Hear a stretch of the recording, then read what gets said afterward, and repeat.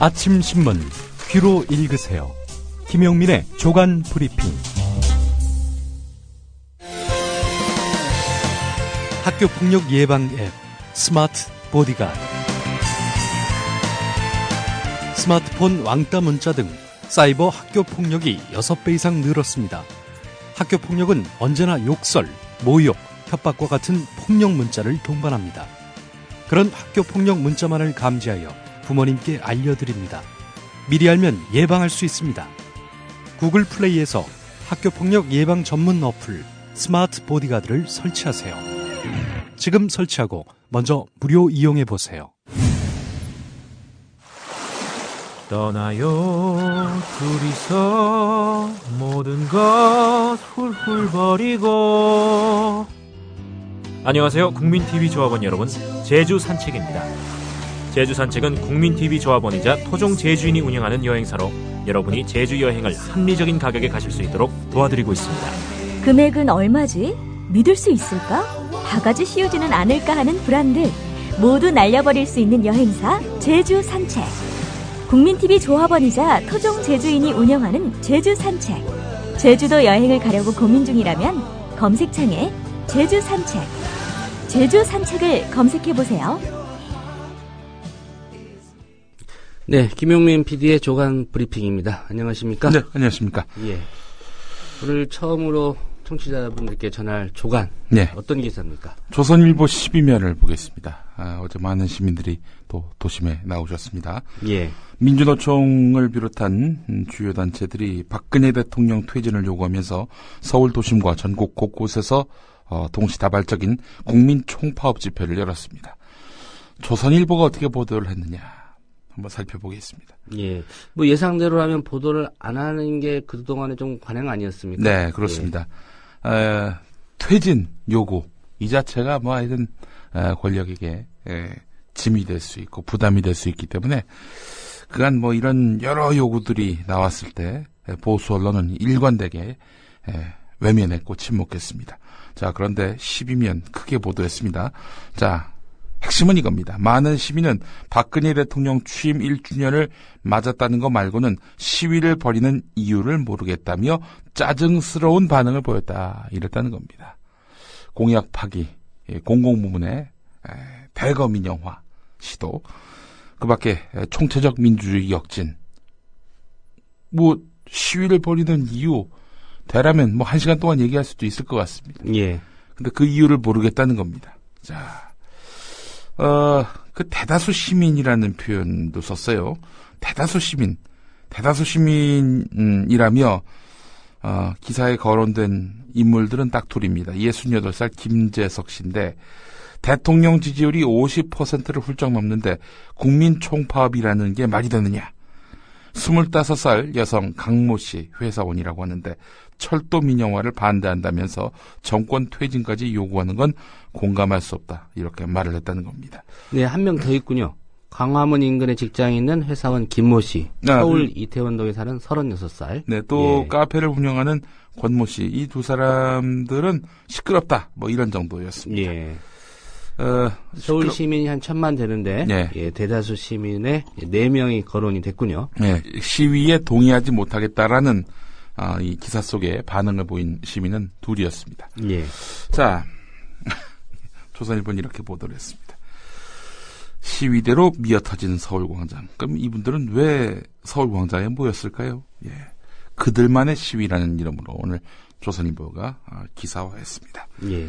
헤드라인에 에서 의도가 보이지 않습니까? 네. 그들만의 시, 시민들, 도대체 왜 하는 건지. 예. 예.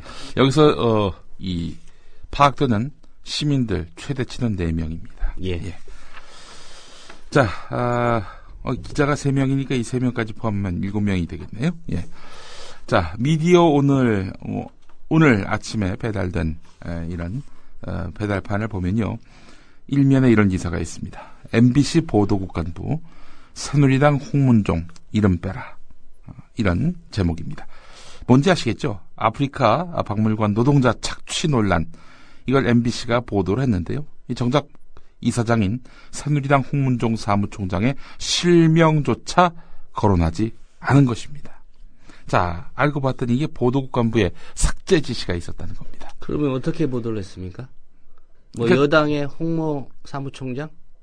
아니, 아예 실명을 거론하지 말라. 이렇게 예. 얘기를 했어요. 그러니까 이제 담당 부서, 이 기사를 작성한 부서는 아니, 이미 다 실명이 공개됐고 아는 사람 다 아는데 기사 요건상 실명을 빼는 게 도리어 더 이상하다. 이런 이야기를 했는데요. 예. 이에 대해서 MBC의 그 보도국 편집부장은 그래 넣고 싶으면 넣어라. 하지만 뉴스데스크 QCT에서 빼겠다. 뉴스데스크에서 빼겠다. 이렇게 발언을 했습니다. 실제로 MBC는 이 단독 기사를 삭제하기도 했습니다. 자, 뭐 SBS는 뭐 며칠 지나도록 보도를 아예 안 했어요. 예. 이 홍문종 새누리당 사무총장의 노예 착취 사건 아예 보도를 안 했습니다.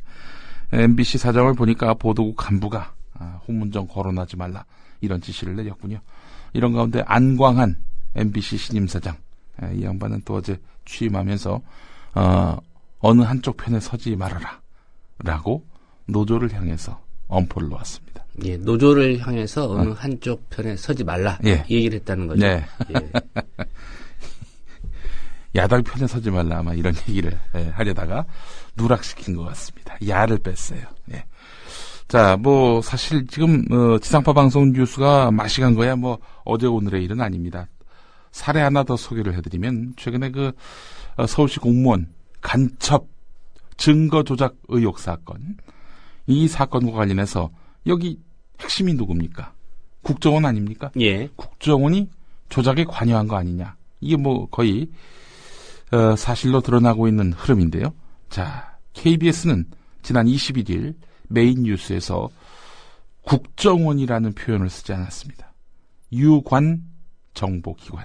이 대한민국의 유관 정보기관이 지금 뭐 여러 군데가 있습니까? 기무사를 얘기하는 건가요?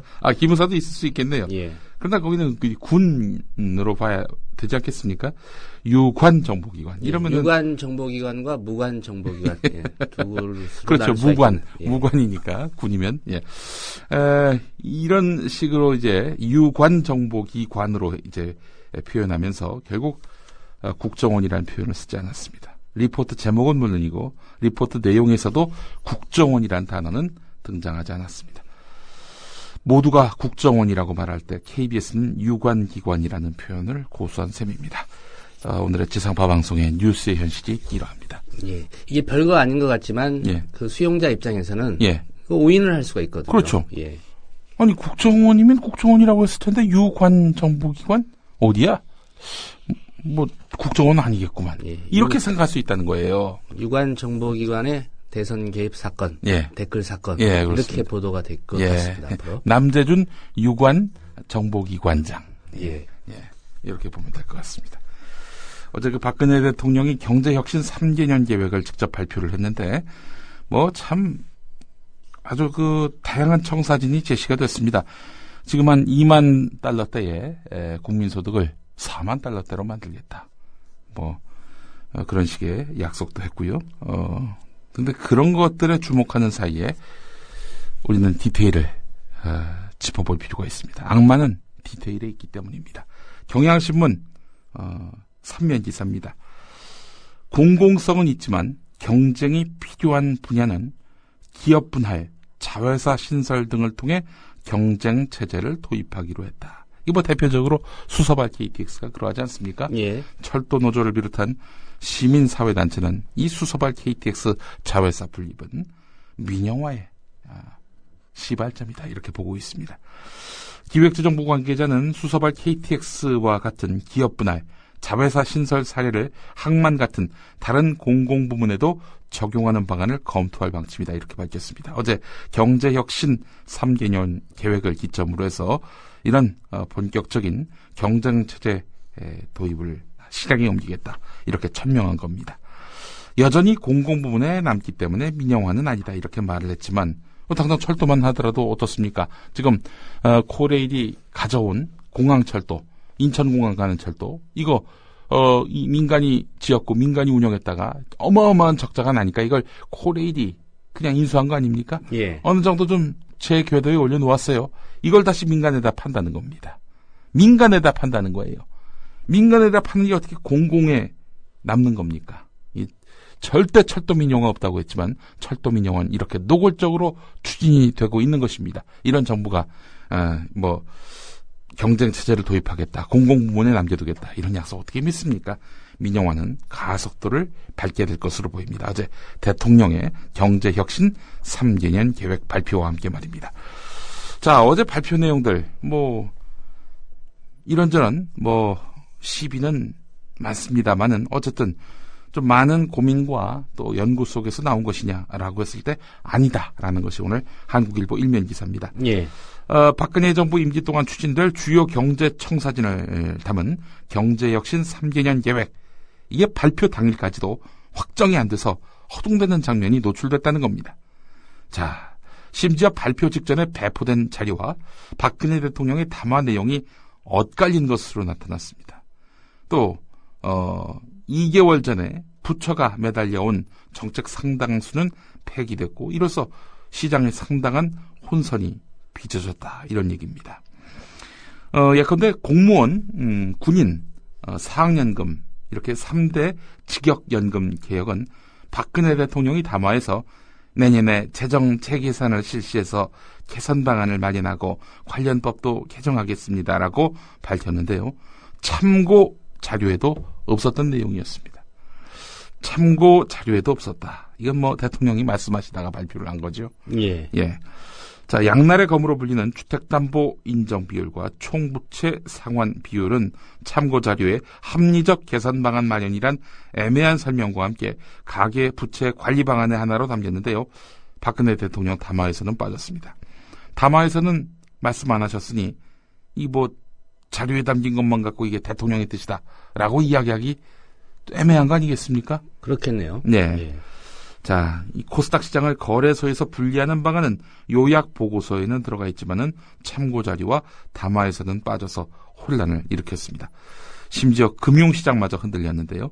한국관광공사 산하의 그랜드 코리아 레저, 카지노입니다, 여기가.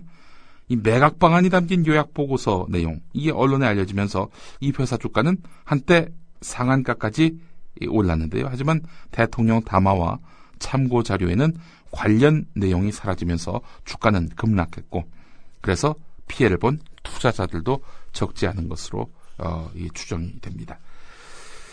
자, 하여간 100개 만들어 놓고 며칠 새 25개로 뚝딱 재조정을 했는데 그야말로 어느 것 하나 이렇게 체계적으로 완성한 것이 없는 그런 발표였다, 이렇게 보실 수 있겠습니다.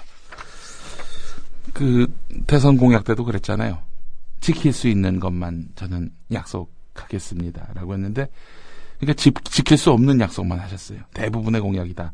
특히 복지교육 공약 대부분 다 파기한 거 아니겠습니까? 예. 이 100대 과제는 수첩에 적기에는 좀 무리한 과제인 것 같아요. 너무 양이 많아서. 예. 자, 가계부채가 공식적으로 100조 원을 넘어섰습니다. 1000조 원. 죄송합니다. 예. 0이 하나 더 붙었군요. 예. 1000조 원. 예. 1000조 원. 이 1000조가 대체 0이 몇 개인지 아십니까? 감이 안 옵니다. 감이 안 옵니다. 예. 한국경제 시한폭탄이란 데는 보수신문, 진보신문 가리지 않습니다. 자, 대체 이 원인은 무엇일까? 9년 새 2배 이상 폭증을 한 셈이고요. 이렇게 되면은 부채 상환 능력 덩달아서 크게 약화됐다라고 봐도 무리는 아니겠습니까? 금융위기 이후에 중산층 138만 명이 신용등급이 하락해서 저신용자가 됐다는 겁니다. 이런 상황에서 금리 인상이라는 그런 상황이 오게 된다면은 가게는 파산을 만날 것이 분명해 보입니다. 예. 자, 경향신문 8면 기사를 보겠습니다. 자, 도대체 가계빚이 왜 이렇게 늘었는가? 또 급속도로 늘었는가? 집사라는 정책 때문이다라는 그런 분석입니다. 자, 이 정부가 지난해 8월에 내놓은 전월세 안정대책, 이거 따지고 보면은 이것도 역시 연 1% 저금리로 돈을 빌려줄 테니까 집을 사라, 이런 대책이었습니다. 최근에 국토교통부는 생애 최초 주택 구입자에 대한 저금리 대출을 5년 이상 무주택자까지 확대하기로 했습니다. 역시 한마디로 말하자면 집 사라, 이겁니다. 집 사라는 그런 정부의 대책이 계속되는 한 가계 부채 증가는 불가피한데요. 정부는 이걸 수습하기는커녕 더욱 악화시키는 정책만을 쓰고 있다. 이런 이야기입니다. 가계부채 질도 문제입니다. 전체 가계대출에서 은행대출이 차지하는 비율이 지난해 49.9% 정확하게 절반이었습니다. 예. 가계빚의 절반 이상이 금리가 높은 제2금융권이나 대부업체에서 빌린 돈이라는 그런 의미이기도 합니다. 특히 대부사업자가 포함된 기타 금융중개회사의 가계대출 증가액은 해마다 규모가 커지고 있는 그런 양상입니다. 대부업체 이런 데서 빌리는 것도 문제지만은 은행 대출 또 절반을 차지하고 있는 거 아니겠습니까? 만약에 행여라도 빚진 사람들, 이 사람들이 만약에 못 갚는다, 그런 상황이 오게 되면은 어떻게 되겠습니까? 은행이 파산으로 이어지는 것이고 국가 경제는 뿌리채 흔들릴 수밖에 없는 것입니다. 빚을 줄이라고 해야 될 정부가 지금 부동산 경기가 매우 안 좋으니 여러분 집을 사셔야 합니다. 빚내서 빚을 지셔야 합니다. 예. 이러고 있습니다. 대책 없는 정부다. 이렇게 보시면 되겠습니다. 예. 1,000조 원 0이 15개입니다. 0이 15개예요. 자릿수로는 16자리까지 예. 갑니다. 아니 만져보는 걸 떠나서 한번 구경이라도 한번 해보고 싶어요. 그런 돈이 한 자리에 모이면 얼마나 쌓이게 되는지. 1,000조 원. 이게 제가 어디서 듣기로는 군대를 개인이 보유할 수 있는 이런 나라에서는요. 예. 한 1조에서 2조만 있으면요. 사설 군대도 가질 수 있다고 합니다. 미사일도 쏠 수 있는 사설 군대. 예. 1,000조다. 이건 정말. 예. 계산컨대 1,000조 원을 10,000원짜리로 계산하셔도 예. 평생 다 못 셉니다. 예, 그렇습니다. 자, 경향신문 16면 기사로 가보겠습니다. 이 홍준표 경남지사 지금 진주의료원 부메랑을 맞게 될 것 같다. 작년에 보수 언론들이 이제 진주의료원을 홍준표 지사가 없애려고 할 때, 이거는 어떤 보수의 이념색을 강화함으로써 결국 보수 유권자들에게 박수를 받기 위한, 환호를 받기 위한, 그래서 장래에는 대권 주자로 발돋움하기 위한 그런 어떤 승부수 아니냐 이렇게 이야기를 했는데, 예. 대권은커녕 당장 경남도민으로부터 외면을 받게 생겼다는 겁니다. 지금 홍준표 지사와 함께 새누리당 경남지사 경선 경쟁에 뛰어든 박완수 전 창원시장, 이 진주의료원 폐업을 놓고 홍준표 지사를 강하게 압박하고 있습니다. 서부경남 지역, 그러니까 진주권을 중심으로 한 서부경남 지역 주민 60.8%가 진주의료원 재개원에 찬성했다라는 여론조사 결과를 발표했습니다. 그러면서 이 박완수 예비후보는 경남행복의료원을 설립하겠다. 말하자면 진주의료원을 재개원하겠다. 지금 그러고 있는 상황입니다. 예. 자, 이 강제 폐업을 강행한 경남도 지금 후폭풍이 수그러들지 않습니다. 이에 항의하는 그런 도민들을 막기 위해서 경남도청 출입문 봉쇄가 1년 동안 계속되고 있는데요. 경남도청 본관 6개 출입문 가운데 3개, 신관 출입문 5개 중에 2개가 좌물쇠와 사슬로 잠겨 있다고 하는데요. 본관과 신관을 출입하려면 청원경찰에게 신분 확인을 받아야 한다고 합니다. 그래서 이제 이 출입문 통제에 대한 비판의 글이 올라오고 있는데, 이 기사를 공유하면서 이재명 성남시장은 성남시에 오시면 시장이 있으면 시장과 함께 시장실에서 사진을 찍으실 수 있고, 시장이 없으면 시장실에 오셔서 그냥 놀다 가시라고, 이렇게 말하자면 홍준표 지사를 조롱하는 그런 페이스북에 글을 올리기도 했습니다. 예. 자, 정부가 낙하산 인사 근절 대책을 마련하겠다, 이렇게 기획재정부 업무보고 때 천명을 했습니다. 자, 그런데 이런 발표가 나온 당일에도 낙하산 공기업 사장이 임명됐죠. 자, 그 이후에도 낙하산은 계속 내려오고 있습니다. 한국수력원자력도 정치권 인사들을 사회이사로 선임한 것으로 드러나서 논란이 일고 있다는 겁니다. 한수원은 임원 변동 공시를 내놨는데요. 조정재 시사뉴스투데이 회장, 유승규 전 대한석탄공사 사장, 이태형 수봉교육재단 이사장, 전성환 극동대학교 언론홍보학과 석좌 교수, 이 4사람을 신임 사회이사로, 또 박규호 한국전력 국내 부사장을 비상임 이사로 임명했다고 밝혔는데요. 이 가운데서 조정재 씨, 유승규 씨, 이 사람들 대선 특보였고 또 선대위에서 활동한 인물입니다. 예. 자, 사실 전문성을 가진 사람들이 이 역할을 해야 될 텐데 말이죠. 친박 인사 2명을 이런 식으로 한수원의 사회이사로 선임했다는 기사는 다름 아닌 동아일보 신면에 실린 내용입니다. 예. 가수 이효리 씨의 참여에 힘입어서 노란봉투 캠페인이 1차 목표 금액을 달성했습니다. 이 캠페인은 파업 이후에 회사로부터 손해배상 소송을 당한 쌍용차 노조와 철도노조 조합원을 돕기 위해 만 명이 47,000원씩 후원금을 모으자는 운동이죠. 아름다운 재단은 노란봉투 캠페인 1차 목표액인 4억 7천만 원이 달성됐다 이렇게 밝혔습니다.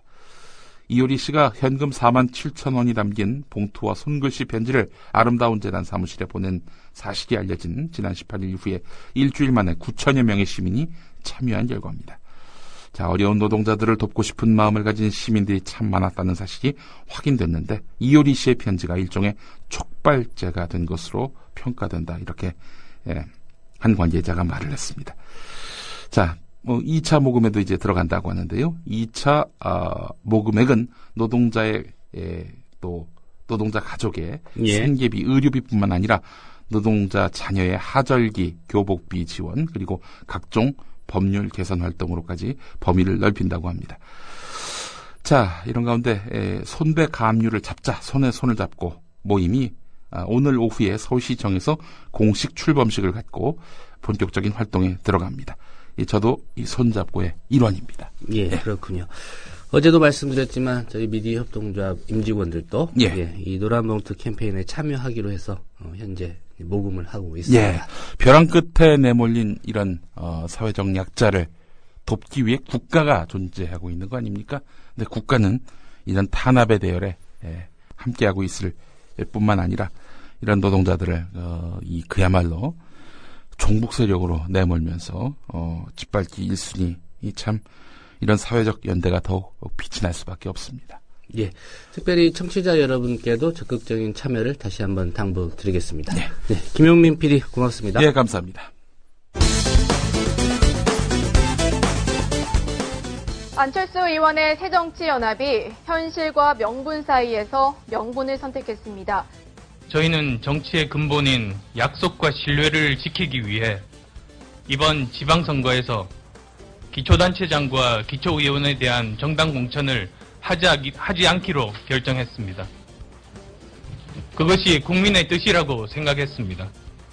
기초단체장과 기초의원이 공천권을 가진 국회의원의 사조직이 되다시피 했고 공천권이 국회의원의 대표적인 기득권이 되어 수많은 물의를 빚어온 점을 지적했습니다. 그러나 파장이 만만치 않은데 어제 MBC 라디오에 나온 김효석 새정치연합 공동위원장의 인터뷰. 그래서 저희도 사실은 이번 선거를 통해서 이걸 조직을 잘 정비를 해놓아야 다음 총선과 대선을 위해서도 필요한 거 아니겠어요? 예. 문제는 이 새 정치 연합 이름으로 선거를 나서려고 준비했던 많은 분들이 계셨을 텐데 이탈이 있지 않을까 하는 우려도 있더군요. 그렇습니다. 지금 상당한 혼란이 오고 있습니다. 당당 앞두고. 지금 저희가 발기인 모집 중에 있습니다. 특히 이제 지역 같은 경우에는 이 발기인 모집도 쉽지가 않겠어요. 이렇게 되면은. 그렇습니다. 어제도 이제 당장 발기인으로 가입을 했던 사람들이 탈퇴하겠다. 우리는 무소속으로 가겠다. 무소속 연대를 차라리 무소속 연대로 선거를 치르겠다. 이런 움직임도 나타나고 있고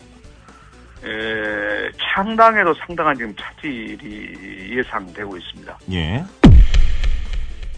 그러자 새누리당 사람이 없어서 공천 안 주겠다는 거 아니냐며 야유. 하지만 새누리당은 기초선거 공천 안 하겠다고 약속해놓고 이 약속을 뒤집은 바 있는 상황. 결국 공천은 주긴 하지만 공천하는 권한을 국민에게 돌려주겠다는 말로 명분 만드는데. 새누리당 함진규 대변인입니다. 이제 막 출범을 앞둔 신당이 정당의 가장 큰 의무인 공천을 하지 않겠다고 한다면 이는 정당으로서의 책임을 회피하는 것이나 다름없습니다. 새누리당은 정당 공천을 무책임하게 내팽개치기보다는 오히려 공천권을 진정으로 국민들께 돌려드림으로써 공천제 폐단을 없애는 정치혁명을 이루는 것이야말로 대선 공약을 더욱 충실히 실천하는 것이라고 생각하며 이를 위해 내일 전국위원회를 열어 상향식 공천제 전면 도입을 골자로 하는 당원 당규 개정안을 확정할 예정입니다. 상향식 공천제란 당원과 일반 국민 절반씩 선거인단을 구성해 후보를 결정하는 방식입니다. 결국 상향식 공천이 동전의 앞이라면 동전의 뒤와 같은 것은 전략 공천 폐지.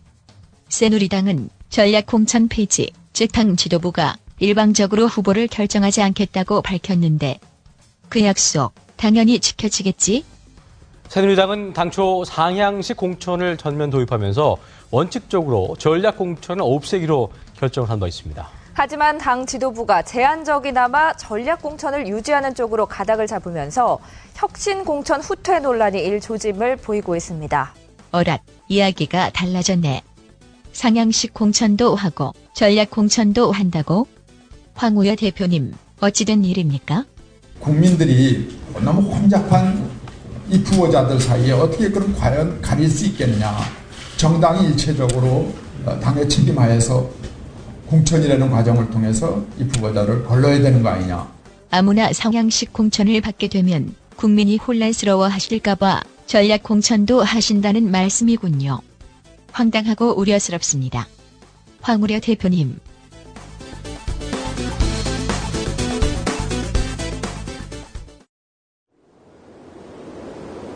친일파가 득세하고 교과서까지 오욕으로 뒤덮이는 2014년. 올해 3.1절은 특별해야 한다고 생각합니다. 미디어 협동조합 국민TV 라디오 서영석, 김용민의 정치 토크가 주최하는 3.1절 등반대회에 전국 모든 조합원과 애청자 여러분을 초대합니다.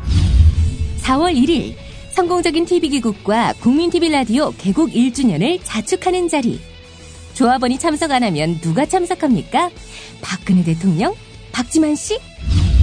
어떻게 참여하냐고요? 올해 3월 1일 토요일 아침 11시 성인은 15,000원, 청소년 이하는 만원의 회비를 지참하시고 강원도 철원군 철원읍 대마리, 경원선 백마고 지역에 모이시면 됩니다. 산이 높지 않습니다. 트레킹이 가능할 정도입니다. 점심이 죽여줍니다. 가마솥밥, 숯불 삼겹살로 입이 호사로울 것입니다. 인절미를 만드는 떡매치기까지. 다시 한번 정리합니다. 3월 1일 토요일 아침 11시 경원선 백마고 지역에 모여주세요. 신청과 문의는 조합원 백마고지 김정일님 010-9523-5400입니다.